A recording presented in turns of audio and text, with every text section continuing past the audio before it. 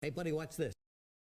Hello, RegisKillbin is the name and Hearthstone is the game, and this is my in-depth analysis of the card Baku the Mooneater. Now, of course, if you're not somehow familiar with Baku the Mooneater and Gin Greymane, sort of the opposite of Baku, these are two new cards being introduced in the new expansion, the Witchwood, which are each going to support either an even or odd style deck based on the mana cost of the cards you run. So as you can see here with Baku and its effect at the start of the game, if your deck has only odd cost cards, upgrade your hero power. So that means if you're only running 1, 3, 5, 7, 9 drops, then your Baku at the very beginning of the game will give you the upgraded old Justicar True Heart style hero powers, which of course are rather strong and you get to use them instantly, so that's awesome. But of course you do along the way sacrifice your deck in order to accomplish that.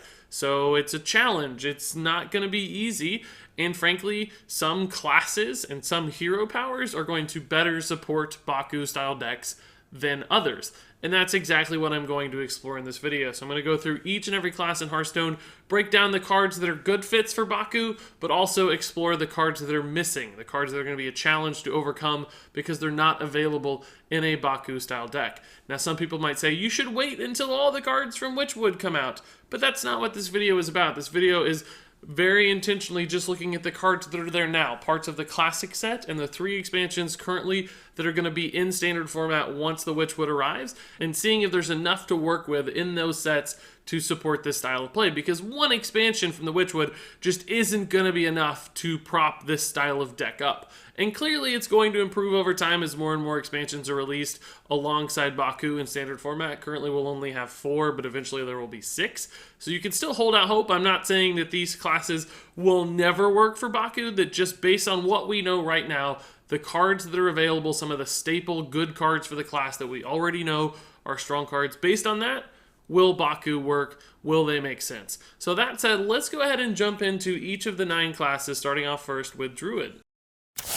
When it comes to Druid here, you can see a really big difference right away, that for good Baku cards, in other words, odd cost cards, there's just not very much to work with, and some of the very best Druid cards are all on the even side of things that won't be available. They're missing. So yes, you might get Malfurion the Pestilent. That's a solid card. You could maybe start to build a shell of a token deck with like Living Mana or Crypt Lord and Savage Roar, but of course token decks require incredibly consistent curves and card buffs like Power of the Wild and stuff like Druid of the Swarm over there on the other side, so that's an immediate fail. All the best control style and ramp cards are on the even side, so you're not going to be building a slow control Druid deck. So essentially there's just not enough here to make any sort of sense when it comes to odd cost cards. Now, of course, there has been one new Witchwood card revealed to support or prop up the odd style deck, because Blizzard very clearly said, hey, classes that don't really make sense for Baku or Gin Greymane, we're going to give them a card or cards to help support that play style. So as you can see now on your screen, we have the Gloom Stag, a new card that was introduced or revealed for Witchwood. It looks like a solid 4/8 taunt that will help build an odd Baku deck.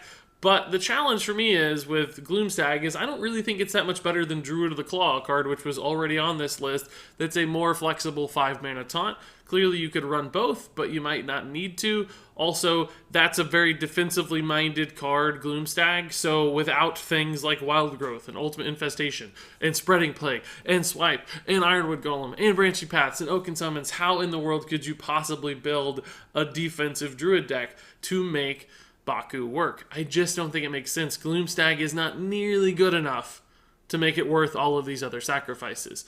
Now, when it comes to the hero power, you also have to ask, is the hero power worth it in the first place? Because for Baku to be good, for that to make sense, for you to make those big sacrifices, you have to get some real value out of the hero power. Now, I do think Druid's hero power is pretty solid when it comes to Baku. The upgraded version, it basically gives you a really strong ping on the board, which can clear a lot of stuff. 2 health does add up fairly well. Unfortunately, you can't soften up health with Wrath or Swipe, so it's a little harder than normal, but still, clearly, being able to do 2 damage to the board is awesome. Also, it becomes a Hunter hero power sometimes. You can just hit your opponent's face over and over again. That's really solid, and it becomes a Warrior hero power, because you get 2 armor every turn. So, Dire Shapeshift actually bundles quite a bit of flexibility and raw strength into the hero power. So I think that's a great upside. Plus, it's something that does immediately start to impact the board or add consistent long-term value via that armor. So even if you do whiff on your turn 2 play, which you would often do in a Baku style deck because you don't have 2-cost cards,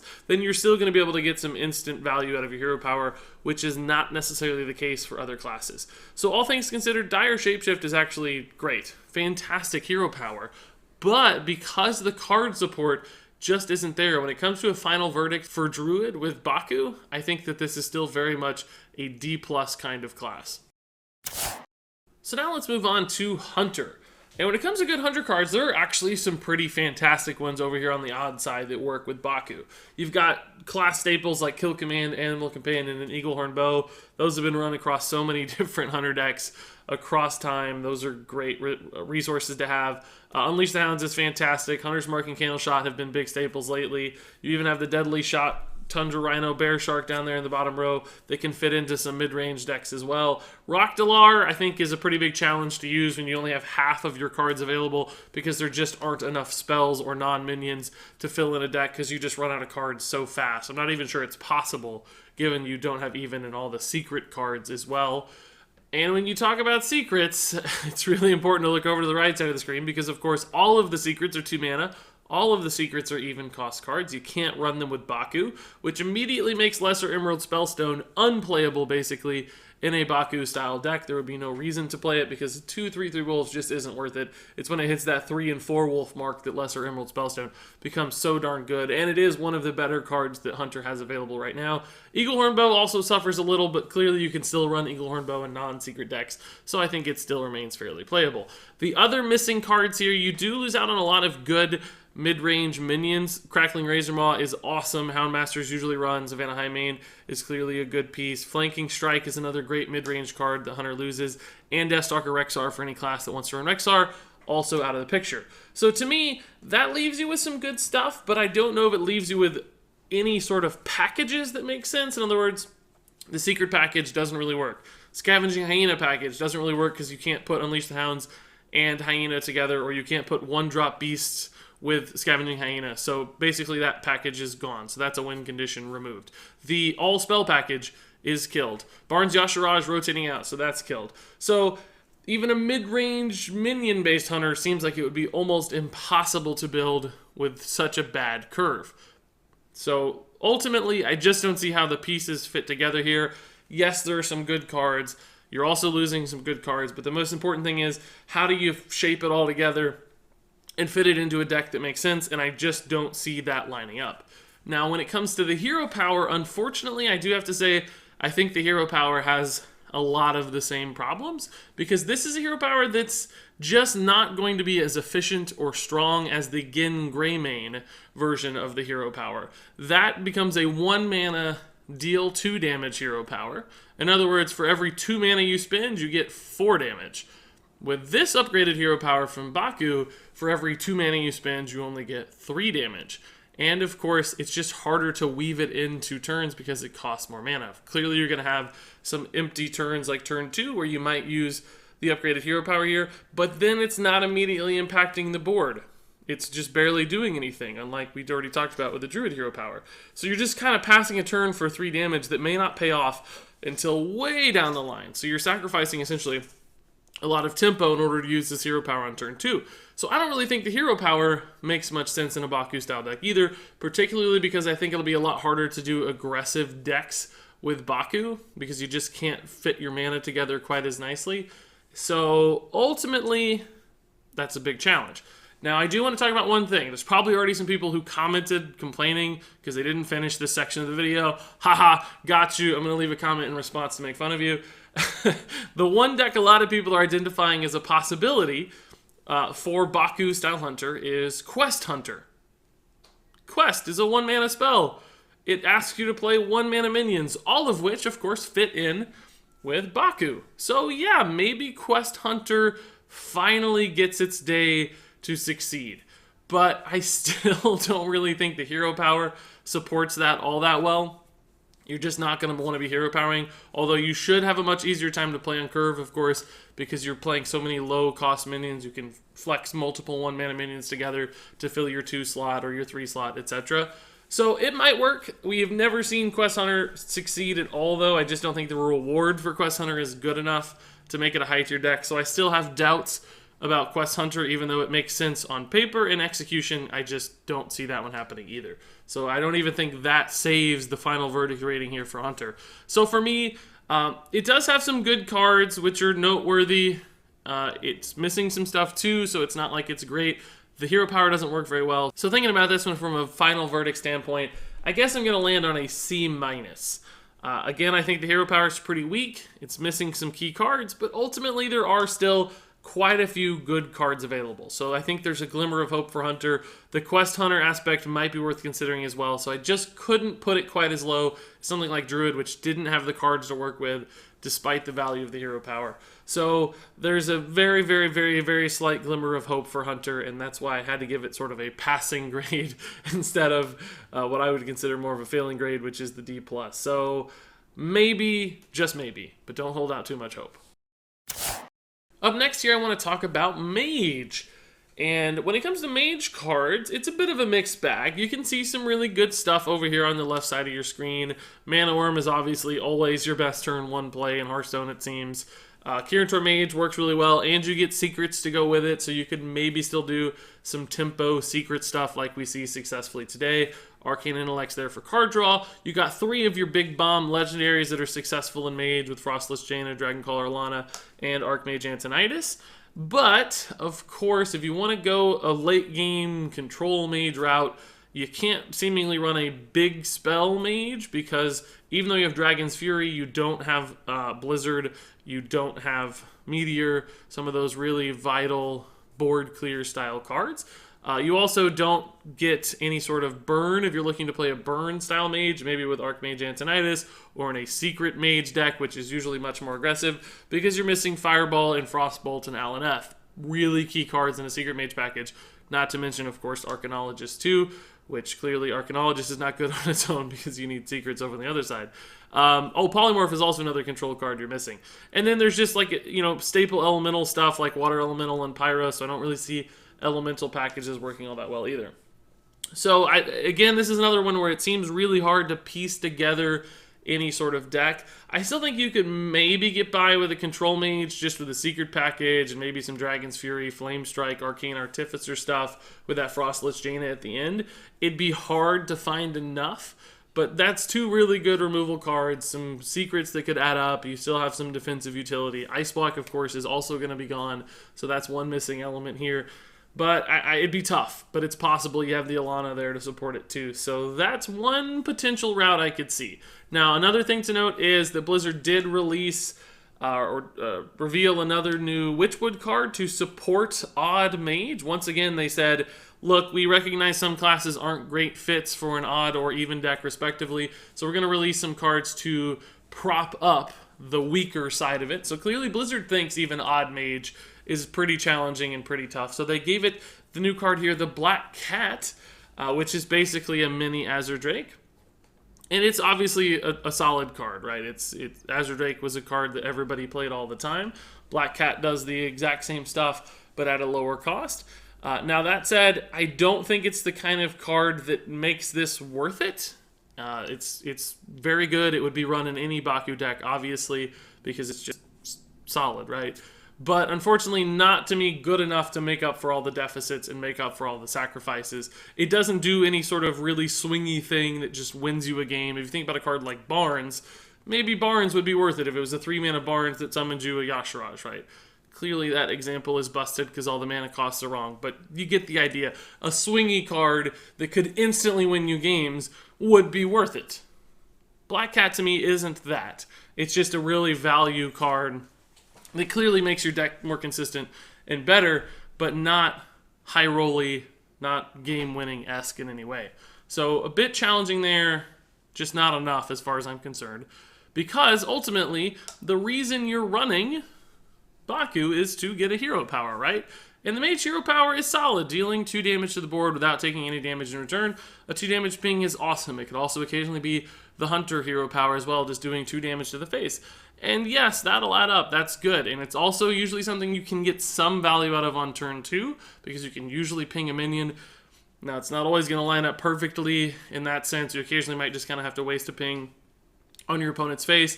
So a little downside there, but still I think a good hero power on average. Maybe not good enough to make it worth it for Baku, even in combination with Black Cat. I think there's still a lot of challenges there. So Mage, another class that would probably be able to find some deck list that was halfway sensible, but just because the hero power isn't quite amazing enough, Black Cat's not quite amazing enough, there's no obvious archetype to line up here. I think this is yet again a class that just isn't going to be an A+ by any means. I think Mage has to be given a C here. Very limited potential. Black Cat is probably the best thing going for this deck, and it's just not quite there. So, to me, a C. Now for Paladin, this one sure looks lopsided right off the bat. Clearly some unbelievable Paladin cards over there in the missing section. The big guys like Tyrion and Sunkeeper Tarim. Your value pieces like Spike Ridge Steed, and Equality, and Valinir. Your staple 4-drops like Consecration, Blessing of Kings, Call to Arms. Your Dude package with Lightfuse Sagadon, Crystallion, and Drygold's Jailer. That's a lot. And looking at the odd side, you just don't have that many good cards to work with. You have a couple Silverhand Dude synergy cards like Lost in the Jungle, Vine Cleaver, arguably Unidentified Maul, and of course Level Up to empower all of them. You got the Divine Favor for aggro decks. Righteous Protector, of course, is an awesome card that fits just about anywhere. And you have Uther, which is a card we don't see a ton, but maybe somebody could build an OTK somehow. Although I doubt it, because the way we see that now just doesn't work anymore. Because Auction Master Beardo rotates out. So, what are you left with? The ways to play Paladin traditionally are an aggro Paladin or Murloc Paladin right now. Murlocs are tough without even cost Murlocs, like Hydrologist, Rockbull Hunter. There's also some Paladin Murloc rotating out with Chum and Vilefin Inquisitor. So, Murloc Paladin looks a lot more difficult just because of standard rotation, let alone the odd-even imbalance. There are some good odd Murlocs too, of course, like War Leader, but that's not enough to empower an entire Murloc deck, not to mention Gentle Megasaur is an even-cost card you can't run. So Murlocs are out. Can you do Silverhand Paladin, Dude Paladin? You have some options with Lost in the Jungle, Vine Cleaver Level Up, and of course the upgraded hero power, which we'll talk about more in a minute, is perfect for a Dude Paladin deck, no doubt about that. But I just don't think it's enough or consistent enough without Call to Arms, without Drygold's Jailer, without Crystallion, without Lightfuse Sagadon. So Dude Paladin seems really challenging too. Another thing you could do is go for more of a control style. Another deck that's not prominent today, but clearly Paladin has those tools. But without cards like Tyrion or Spike Ridge Steed, I just don't know how you build a control style Paladin either. That seems very, very tough. Now, the sad part about all of that, of course, is that the hero power here, as far as I'm concerned, is amazing. Maybe the very best upgraded hero power of the entire set. Getting 2 1/1s for 2 mana is great. And we've even seen it in the past with Justicar Trueheart. Paladin could use that to just overwhelm your opponent in the late game. They just get this button that always generates a couple dudes, always generates some small threats, and that just snowballs into so much value over the course of the game that sometimes it overwhelms your opponent. But for that to work, for that to become such a late game tool, you have to get to the late game. You have to compete in the late game. And I just don't see enough supporting cards here for Paladin to do that. There's just some of the key defensive and control pieces are missing. So how do you ever make that hero power a success? And can you do enough with the Silverhand synergies to make it a success either? I don't think so. So to me, it looks like it's a real shame because this hero power is just perfect. It's awesome. It's so good. But there's just nothing there to support it, whether you go fast or whether you go slow. I just don't think you're ever going to be able to build a deck to empower this hero power successfully. So ultimately, an amazing hero power is going to give this deck a reasonable final verdict just because I think the hero power is so strong. But the cards to empower it aren't there, so this hero power is like an A+. But unfortunately, the final verdict for the class as a whole is just another C. It's not going to get there. It's okay. The hero power is awesome, but just not good enough to compete. So up next here, let's take a look at Priest. And when it comes to Priest cards, once again, a lot of good missing cards. There's some stuff that's obviously a staple for Priest right now that's just not going to be able to be played in a Baku deck, including things like Radiant Elemental Divine Spirit for combo, including the Key Dragon with Duskbreaker, including some more value control cards like Akanai Soul Priest, Cabal Shadow Priest, Shadow Word Pain. Can't run Big Priest without Eternal Servitude, probably. So, major issues with missing cards. There are, of course, some good cards, too, though, on the good side of things, on the odd side of things. We got Northshire Cleric is awesome. Twilight Acolyte, Curious Glimmer, both feature pretty prominently in Priests throughout history, or throughout their own histories, I should say. Psychic Scream, Lyra, Obsidian Statue, awesome control pieces. Shadow Word Death is there as well. Got some cheap spells. So there's things to work with, but is it enough? I don't think so. And again, I see a huge disconnect here. Like Twilight Acolyte, great card, but where are the dragons? Duskbreakers, or excuse me, Draconid Operative is rotating out. Duskbreaker is a 4-cost card. You can't run Duskbreaker. Another Spidosaurian's rotating out. Is that going to work? I don't think Twilight Acolyte's going to make much sense moving forward. You have things like Northshire Cleric, Curious Glimmer, and Lyra, but do you have enough control cards to put those into a shell to make sense? I don't see it. Obsidian Statue's there, but without Eternal Servitude or Barnes. Can you run Big Priest? No. So it might be possible to sort of piecemeal enough things together to build a halfway decent control Priest, but I really think that's a major challenge. I don't see it making a ton of sense or working. Now, Priest did yet again get another reveal for the Witchwood to help support its odd cost deck, because again, Blizzard clearly thought it wasn't going to be very good. So they gave it the Glitter Moth here that you'll see on your screen. And this guy is basically, I don't know, a replacement, I guess, for Divine Spirit almost, because it's all about giving your minions super high health totals. And that's quite strong. Clearly, doubling health can add up to a ton of value, make stuff nearly impossible to remove.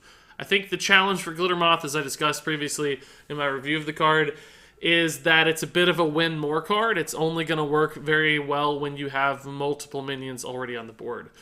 Compared to something like, for instance, in the past, Cabal Talon Priest, which of course will be rotating, so it's not a consideration for this meta, but still something we saw successfully. It worked because it was a little bit lower cost, it had great stats for its cost, and the effect was instant on one minion. You only needed one minion on board, so you could sometimes, play it out cheaply alongside something at the exact same time, or if you just had one minion lingering, that it was giving you guaranteed consistent value.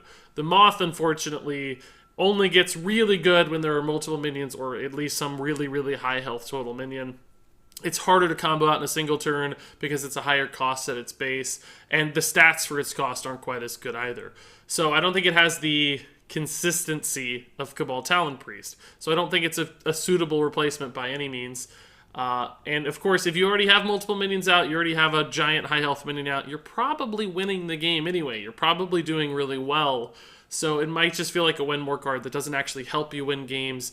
It's there when you're already winning, and it might help you close out a game here and there, but still doesn't add a ton of extra value to your deck. So a fine card by all means, but once again, the same exact message I've said every time we look at these. Yes, I understand it's a broken record. I know it's probably not fun to hear, but not enough reason to try to build a Baku Priest deck. This card isn't so good that it encourages you to do it. It might be a value piece that you just slide in because you need cards, you need to fill slots, but I don't think it's going to be that good even in that context either. Which is a real shame, because I don't think the hero power for Priest is very good either. So I don't see the cards lining up. The hero power, to me, just not impactful enough, especially on turn 2 or in the early to mid game when you might need it to fill holes in your curve, because 4 health is not impactful at all on turn 2. You likely haven't even taken any damage yet on turn 2, or at least a very little. Doesn't immediately impact the board. It's not removing the opponent's threat that might have chipped away at you. So unlike something like Mistress of Mixtures, for instance, which can trade and heal you 4 health as an early game play and only costs 1 mana, Heal just doesn't provide that same utility. Your opponent's just going to be able to build a giant board and overrun you before your heal value becomes relevant. By the time it does matter in the mid to late game, when you're able to heal minions, perhaps, because you've doubled their health with your Moth, at that point you might have lost so much tempo along the way that it just doesn't help you recover at all. And although it can heal your face too and maybe buy you some time in the late game, I don't know that your deck is going to be good enough to help you stabilize without consistency of cards or just running the best cards available. So unlike Warrior's Hero Power, which we'll talk about later, which also heals for 4, this one can't stack up in value. Like if you're in a full health state late in the game, it's just a completely dead hero power once again. And I don't think it helps you early either, because often you're just going to be healing yourself when you're already full health. That happens all the time to Priest now. It would also happen, of course, in the style of deck too. So the Baku upgrade that happens at the start of the game doesn't really become valuable until much later in the game, which means you've sacrificed a lot for very little gain, and often you'd lose games before you ever saw the value add from Baku in the first place, so why would it be worth it? So all of that said, I think unfortunately Priest is in a really tough spot for me. A handful of okay cards, but nothing lines up very well at all. The hero power is fairly miserable, so I'm going to end up giving Priest a D-. I would give them an F, but they do have a couple good cards like Psychic Scream, Lyra, Northstar Cleric, so I can't quite go all the way to F, but D- feels like a pretty fitting score. So up next here, let's talk about Rogue. And Rogue is an interesting one. I'm having a little bit of trouble making sense of this. Now, if you look at the missing cards for Rogue, there are some good cards. Clearly, Elven Minstrel is an amazing Rogue card now. Eviscerate's been a staple for Rogue. Things like Backstab and Sap can be really high tempo in the early game, or Sap can be great in the late game too. So some great tools there. Things like Vanish, Prep, and Shadow Step are sort of utility cards, I would call them. So they're gone too, so certain shenanigan kind of decks might not be supported very well. And then you have like Cavern, Shiny Finder, Leeching Poison, and Blade Fury, which are clearly cards that 100 support Kingsbane. And unfortunately, Kingsbane is an odd card, but it's an odd card that's not going to be very good because the support pieces just aren't there. So even though Kingsbane is on the right side of the screen, or the correct side of the screen, I should say, it doesn't matter because the cards you need to make it work just aren't going to be there. So when I look at the missing cards, I think I weed out a couple things immediately. You weed out like Kingsbane decks. You also weed out Miracle decks, really, because most of your good cheap spells and things like Falderai Strider, which are really good and empowered by card draw, are gone. And of course, not listed here, but Gadgetzan Auctioneer is gone, which is the main engine for Miracle Rogue. So a couple primary archetypes that we see today are instantly removed from the equation. But there are still some strong Rogue cards available. Things like Vilespine Slayer, Edwin Van Cleef, and SI7 Agent are all just fantastic. They've been seen across a variety of archetypes. Most notably, perhaps, in the last few months is in Tempo Rogue. Now, Tempo Rogue is not something we see today after the nerfs to Patches and Corridor Creeper. But I think, honestly, that they might be a good enough shell to bring a more minion-based mid-range style deck back into popularity. Sonya can also empower that a little bit. Cold Blood can work in those decks too. You do have Leroy Jenkins also as a finisher for odd style decks, which works really nicely with Cold Blood. You can't run things like Prince Keleseth, of course, because that doesn't jive with Baku. It is an even cost card, but there are other ways to build that sort of rogue.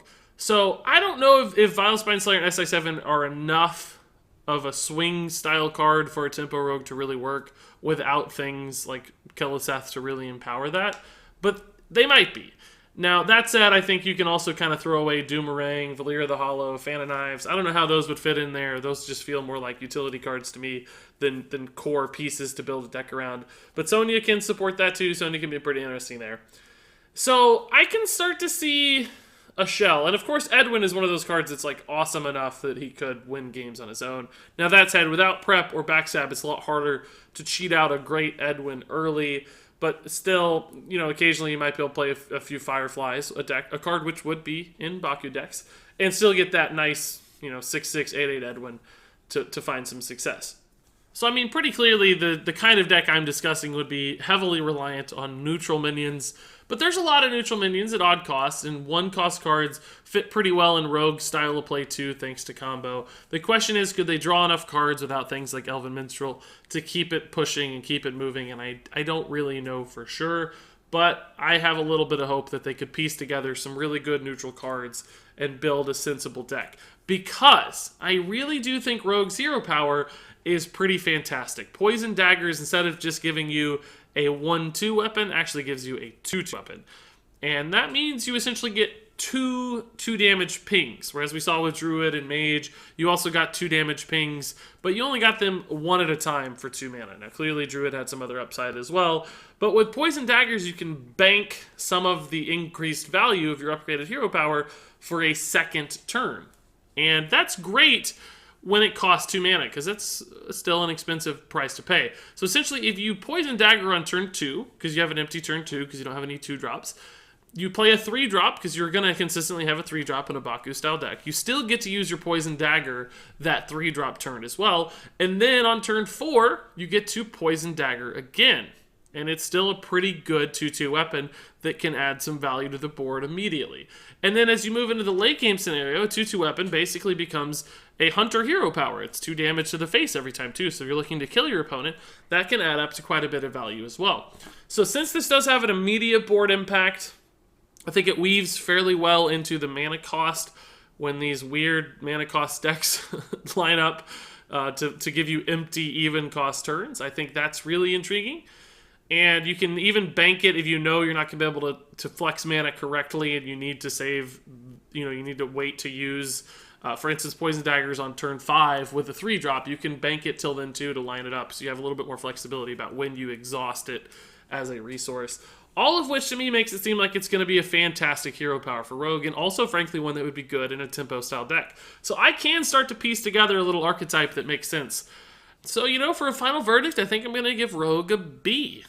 There are some good cards to work with. There's a lot of missing stuff too. That's a big challenge to overcome. That's why it's not an A+. But I like the hero power a lot. I think Rogue can work against the odds sometimes because of really strong swing cards like Vilespine Slayer, Edwin, and SI7. And there's enough there. Deadly Poison's a great empowerment for the Poison Daggers as well. 4 damage weapons, really, really strong. So, all told, I think this class has a surprisingly good chance of succeeding in a Baku deck. So up next, let's talk about Shaman. And this is really the first class where we've seen a majority of the cards on the odd side and really not much over there on the even side. Now, clearly there's some good missing cards. Hex, Flametongue Totem, Fire Elemental, Kalamos. Well, basically a big chunk of the elemental stuff is over there with all the big elemental legendaries and Fire Elemental. That's a good core missing. Also some token cards with Flametongue Totem and Primal Fin. Those are some hurdles.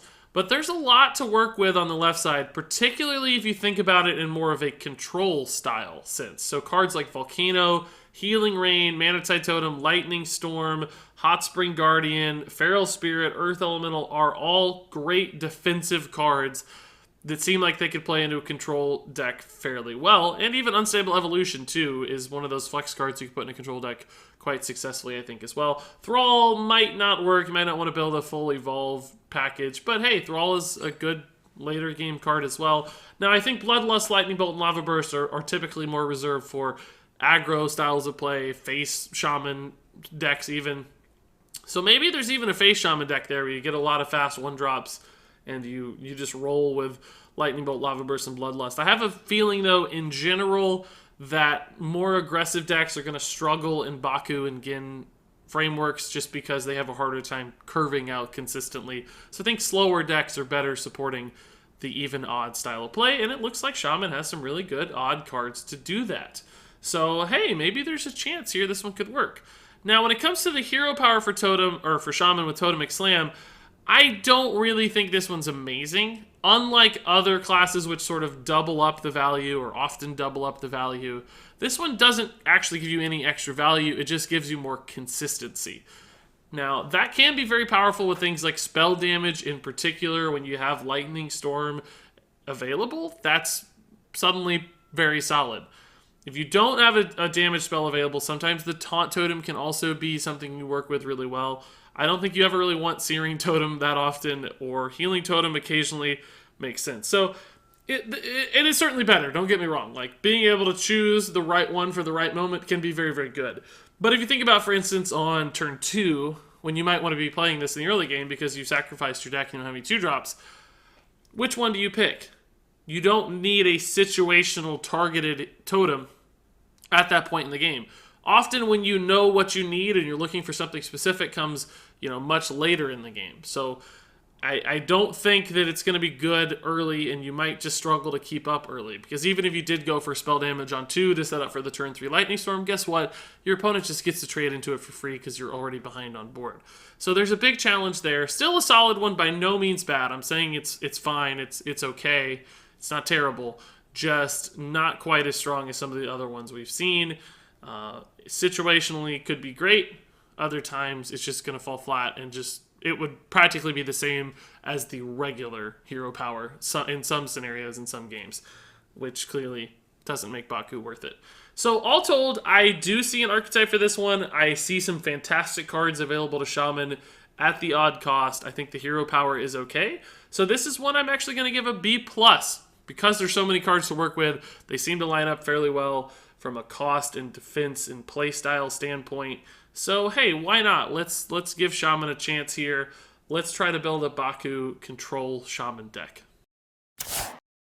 So now let's talk about Warlock. And this one's really intriguing. If you look at the left side of the screen here for your good cards, look at that list. Those are basically all of the staple cube block package. The Void Lord, Possessed Lackey, Skull of the Mooneater, Dark Pact, Doomguard. That is like the core of cube block.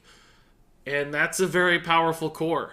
And sometimes that might be all you need to win games. So I think that's very interesting. That could be enough to empower a Baku deck right there. Now, obviously, I'd be remiss not to mention things like Blood Reaver Gul'dan missing from that package, because clearly Gul'dan, N'Zoth are important to whichever version of that deck you're running. Gul'dan in the more cube block Doomguard version, of course, is vital to pull back all those Doomguards and try to kill your opponent. But sometimes you don't need Gul'dan to win. Sometimes the Carnivorous Cube, note also available to a Baku deck, into the Doomguard Dark Pact stuff is enough. That's often just such a big swing on the board that you win. Or sometimes shooting out the Void Lord against aggro decks is enough. So despite lacking more of the control kinds of cards like Spellstone and Defile and Hellfire and the big finisher piece with Gul'dan, I feel like you could still put together something pretty interesting. Maybe you have to reshape the deck a little to make it more aggressive in a sense, like almost like an aggro deck in a way where you're trying to kill your opponent by cheating out these Doomguards and Void Lords early just to get a ton of pressure on the board.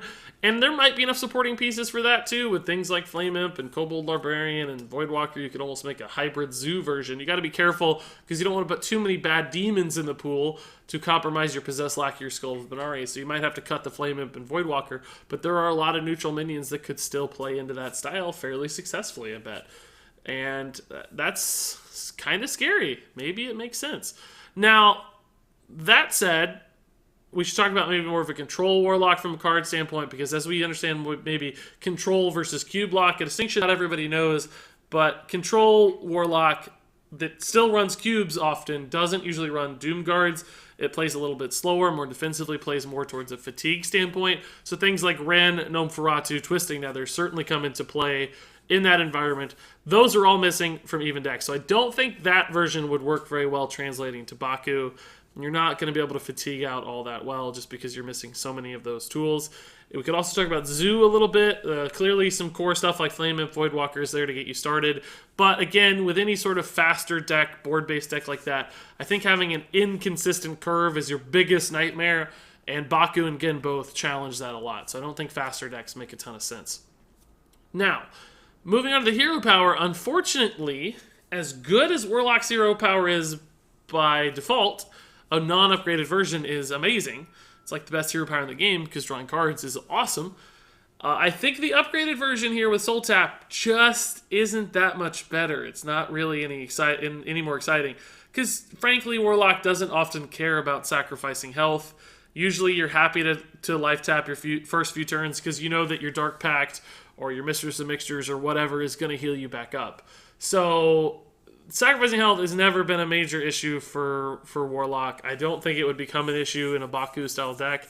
So the fact that this is upgraded is almost irrelevant, almost. I mean, it's a very slight upgrade. It's obviously strictly better, but not much better, right? It's just not nearly double the value like many other hero powers. So I have to say this is honestly a poor hero power upgrade. Now, that's not to say it's a poor hero power. In a vacuum, it's still amazing. Drawing a card for 2 mana is still awesome. It's just, comparatively in this context, not quite as good of an upgrade as some of the other ones. But still, again, good hero power. So, all told, for a final verdict here, I think we have some really good cards to work with. I think we have a very interesting core package that's successful on the ladder today that could still work. It's losing some supporting pieces, obviously. That's going to always be the case for a Baku-style deck, but still a lot to put together that makes sense. A hero power that is still fundamentally good, despite being a weak upgrade, still fundamentally good hero power. So ultimately, I think Warlock is probably an A- as far as the potential for success in a Baku deck. I think there really is some good support here for Baku. I'm not giving it like an A+, just because it doesn't line up perfectly, but it's a solid core, and you might just see a Baku Warlock deck.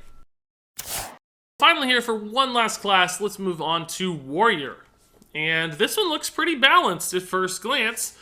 There are a lot of good odd cost Warrior cards. As you look through them, you'll note most of them are defensively minded, with the Shield Block, Brawl, Shield Slam, Whirlwind, Direhorn Hatchling, Mountain Fire Armor, Gore Howl. Those are all big kind of control Warrior cards. You do have some more aggressive stuff too, like the Frothing Berserker, the upgrade, the Arcanite Reaper. But I'll tell you right now, again, don't think aggressive decks work very well.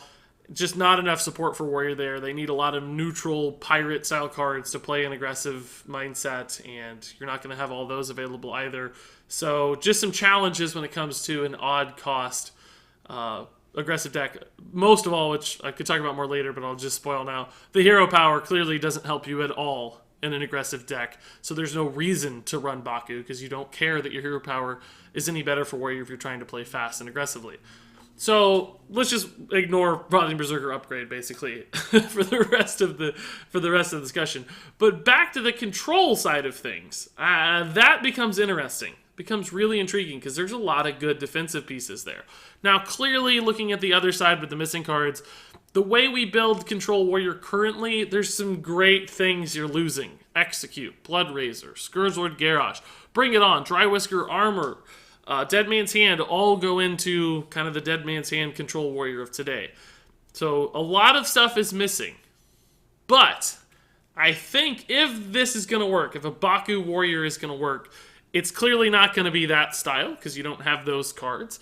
I think what you have to do is shift more towards supporting a style like Quest Warrior and what we'd call Taunt Warrior sometimes.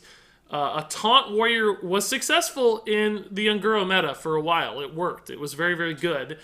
And with the Baku hero power, a really defensively minded Taunt Warrior could become good again. You obviously have the Quest.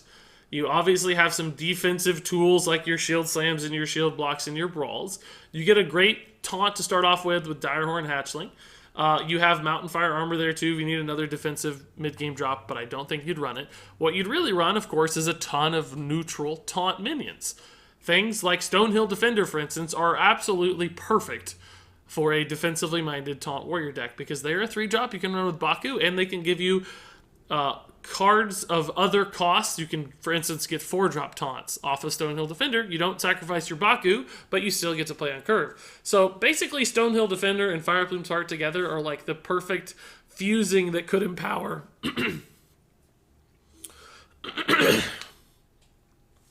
So basically, Stonehill Defender and Fireplume's Heart together are like the perfect pairing that could single-handedly empower a Baku-style Taunt Warrior deck. And of course, there are other things like Tark Reaper, and there's some 1-mana taunts. A lot of great 5-mana taunts are available. So to me, it seems like Taunt Warrior might just be a possibility. Now, clearly, there's going to be some problems still curving out quickly. I think one of the biggest challenges Taunt Warrior always faced was getting to the quest completion soon enough, playing taunts out pretty quickly so that they could get the value of the hero power moving. The other challenge, of course, is that when you get the upgraded hero power from Taunt Warrior, you lose your tank up hero power. So is it worth it? Does it really make sense? That, to me, is the biggest hurdle I think a lot of people are ignoring, because the Baku hero power does not upgrade other hero powers. It only upgrades your basic hero power. So can you tank up enough in the early to mid game to build up a nice reserve of armor, essentially, that then enables you to switch over to your Ragnaros hero power to end the game? And maybe that's possible. Maybe the deck shifts to a slower style where it's not quite as concerned about quest completion right away.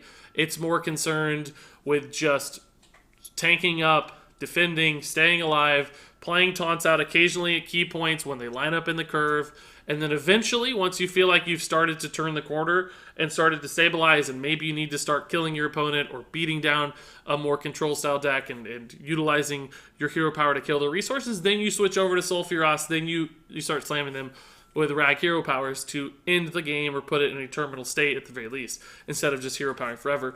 But you'd have the luxury of decision, right? You could still play a taunt deck, you could still keep your tank up, and only switch over when you needed to. So maybe that would still work. I think it certainly has a chance. Now, I've already kind of talked about the hero power, a couple different contexts, but just to reiterate, I do think Tank Up's a really solid hero power. It's one of the most utilized Justicar Trueheart hero powers we saw when she was upgrading hero powers back in past metas. I think it's still successful now. Although it does not immediately impact the board like I've talked about a lot with other hero powers, it does bank its value, unlike Priest. So even if you hit this on turn 2 and you're at full health, you're still getting a 4 health gain. So it's always healing you for 4, which does bank up over time, and it can very much snowball over time too, particularly from the start of the game. We used to see Justicar Trueheart only after turn 6, and you'd still get these enormous hero health totals from Warrior. But with this at the start of the game, clearly it's going to happen even faster, and it will always be there, unlike Justicar Trueheart, which sometimes you had to draw, and depending on when you drew her, could really hurt your chances to get some great armor totals. So I think the hero power is really good. It's a great hero power for Baku decks. That said, some great cards to work with, an interesting archetype lining up, a solid hero power. I think Warrior is actually another A- as far as its potential to play in a Baku style. And there you have it, folks. That's my analysis of Baku the Mooneater and the potential for each of these classes to empower a Baku deck. Now, I'm curious, what do you guys think? What did I miss? What did you agree with? What did you disagree with? What kind of archetype or deck are you going to try to build with Baku right away? I am very curious to see that. I think the creativity of the community is awesome, and I can't wait to hear what you guys are going to weigh in with on this Baku discussion. So please leave a comment below with your detailed thoughts. I may not always reply, but I do always read and appreciate them. So that said, guys, thank you so much as always for watching, and until next time, game on.